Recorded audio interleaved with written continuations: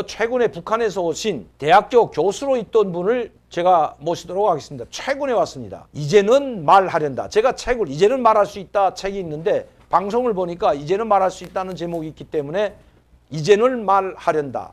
최아동님의 TV 이제는 말하련다의 주인공 우리 최 선생 최 교수님을 모시고 이분은 2017년도에 왔습니다. 최근에 왔습니다.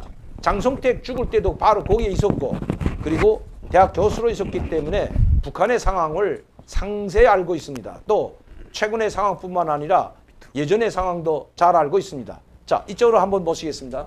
여러분 안녕하십니까? 네, 북한 대학 교수 출신 최하동입니다. 이렇게 또 우리 너무 유명하신 강명도 교수님의 TV에 출연하게 돼서 대단히 감사합니다. 이분이 오늘 준비한 것은 장성택 처형의 팩트, 즉 진실이라는 걸 말씀드리고 싶다고 하는데 이걸 어떻게 외국에서는 네, 알고 있었죠? 저 장성택 처형할 때 오기 있었잖아요. 그렇죠. 네. 뭐 저는 뭐 2014년도니까 네. 바로 오기 네. 3년 전에 처형했잖아요. 네, 제가 뭐 이게 대한민국에 와서 뭐 장성택 숙청에 관한 많은 이렇게 방송들을 봤는데 물론 틀리다는 건 아니고 많은 의미에서도 뭐 일리도 있고 뭐 틀리다는 건 아니지만 그 장성택 처형의 그 진실 그거가 좀 부족해 보이다라는 느낌이 들더라고요. 그래서 네. 저는 그때 당시 교수로서 북한에 있었기 때문에 좀 더욱 정확한 그런 진실을 말씀드리고 싶어서 오늘 이렇게 나왔습니다. 우선 그 김정은이가 아버지 김정일이가 2011년 12월 17일에 죽고 예, 예. 정식으로 2012년에 집권하면서부터 네, 4월에 집권했죠. 근데 사실은 김정은이가 집권하면서 2012년 4월에 집권했다고 볼 수는 없습니다.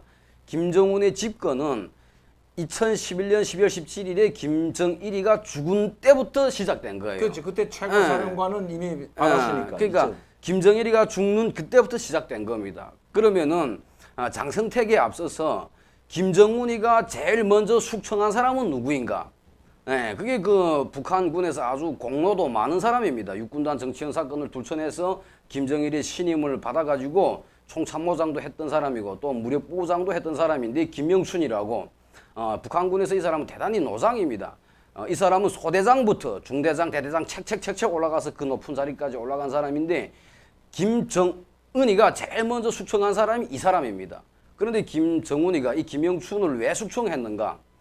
아버지 김정일이가 죽은 다음에 북한에서는 그 김정일이나 뭐 이런 고위급이 죽으면은 장의위원회라는 게 구성됩니다. 그 장의위원회는 그 서열입니다. 서열.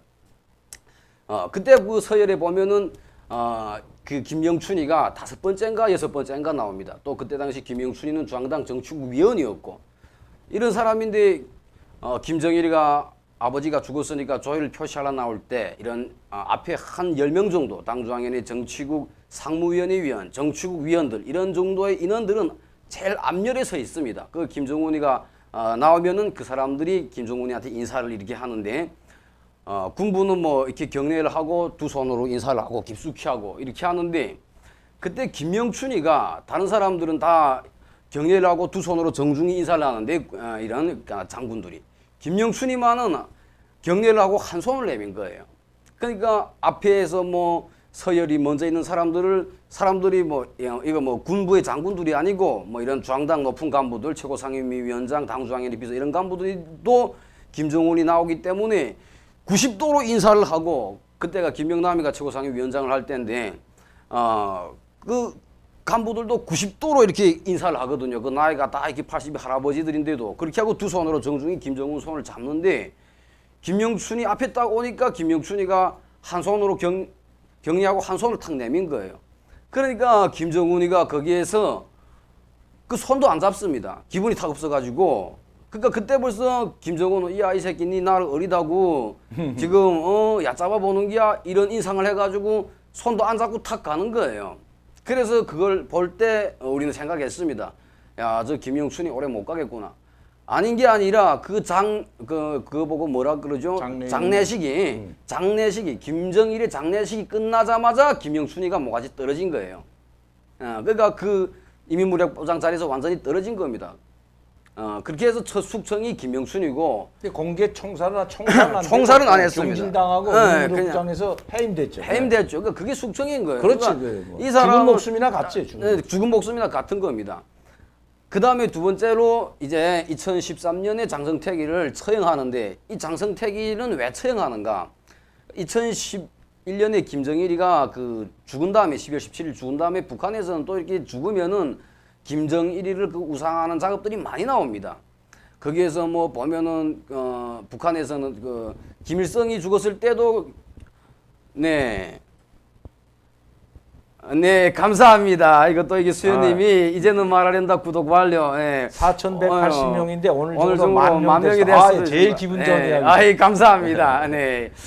그때 이제 북한에서는 김일성이 때도 김일성이 죽으니까 위대한 수령 김일성 동지는 영원히 우리 함께 계신다라는 다큐멘터리를 계속해서 1부, 2부, 3부 하면서 계속 만들어냈고 또 김정일이 죽을 때에도 위대한 영도자 김정일 동지는 영원히 우리 함께 계신다라는 다큐멘터리를 4부까지 만들어냈습니다. 1부, 2부, 3부, 4부. 그런데 그 만들어낼 때 이제 김정일의 동상을 건설하는 장면도 그 다큐멘터리에 다 들어가는데 그 다큐멘터리를 보면은 장성택이가 김정은이하고 같이 동행을 하는데 옆에 원래 수행할 때는 그 항병서 총정축자 항병서가 뒤에서 따라가다가 옆에서 타다가 바빠서 뒤로 도망치는 장면을 우리 대한민국 국민들이 보셨을 겁니다. 그러니까 그 총정치국장도 옆에 한 번 섰다가 그다음 무서워가지고 제끄덕 뒤로 도망치는 장면이 나왔는데 그러나 장성택이는 그 정도인 게 아니고 김정은의 옆에 턱 나란히 서가지고 염치게 주머니에다 손을 엮고 동행을 하는 거예요. 그런데 이 다큐멘터리에 그것이 계속 나왔습니다. 그러니까 그게 얼마나 뭐 북한에서 뭐 김일성, 김정일, 김정은은 역대적으로 이 사람들은 다 신적 존재인데 아무리 고모부겠으면 고모부지 이 신적 존재 옆에 나란히 선 것만 해도 있을 수 없는 일인데 염치게 손을 엮고서 지금 턱 같이 다니니까 이것이 북한 주민들한테 주는 파장이 대단히 큰 겁니다. 엄청났죠. 예, 이건 파기가 엄청난 겁니다. 그러니까 다시 말해서 저거를 그대로 놔두면 신격화가 작업이 안 되는 거예요. 신격화가 안 되는 그렇게 하면 이게 북한의 이 정권이 독재 정권이 무너지는 일인 거예요. 그래서 김정은이가 장성택이를 쳐야 되겠다 생각하는 겁니다. 그 김정은이라는 이 사람도 이 대단히 이게 머리가 비상한 사람이고 이 뚱뚱한 사람인 것 같지만 머리가 대단히 비상한 사람이고 아주 또 영리한 사람입니다. 그러니까 장성택이를 단번에 죽일 수는 없기 때문에 그 죽이기 위한 작업을 김정은이가 완전히 구체적으로 한 거예요. 예, 어떻게 했는가? 그 장성택이한테 그 간부들한테 이 장성택이는 나의 정치 고문이다. 장성택이 말을 모두 잘 들어야 된다.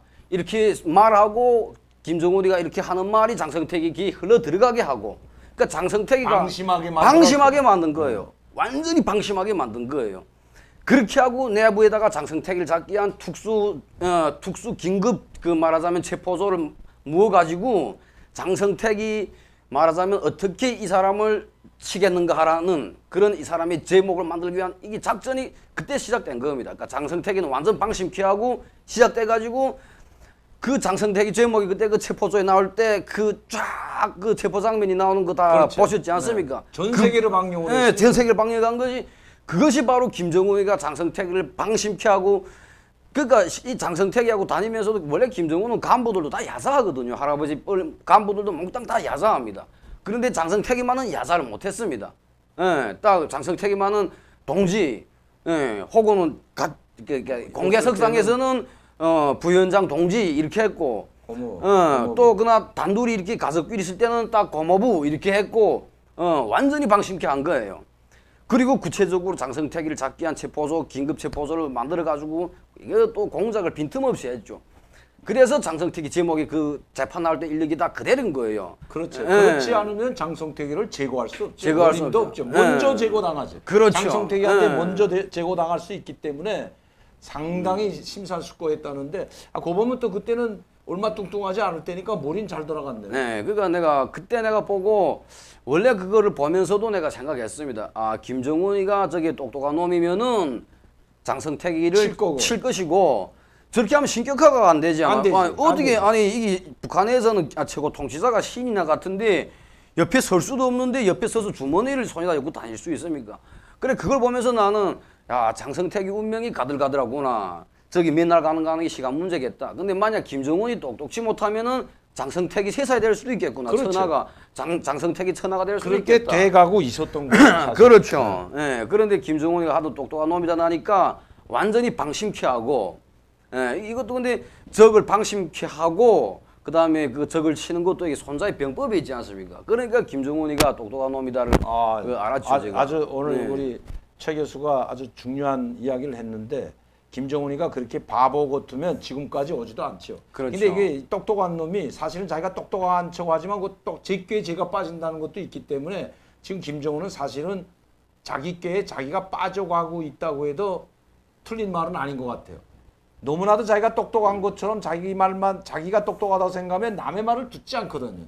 그러니까 지금 무자비하게 그냥 간부들을 총살하고 숙청하고 죽이고 정치범생세 가두고 하는데 결국 김정은은 공포정치, 총살정치로 망한다는 게 지금 북한에서 그런 이야기들이 많이 들어오고 있거든요. 저도 그렇게 봅니다. 그런데 그게 언젠가 하는 문제지. 그 언제까지 그 북한 주민들이 당할 고통이 그게 정말 가슴 아파서 그러는 거지. 자, 오늘은 우리 그 최하동 교수 모시고 장성택의 처형에 관한 진실, 그 팩트에 대해서 여러분들께 우리 최하동 교수는 북한에 있었기 때문에 그때 이제 말씀을 여러분들께 들려드렸습니다.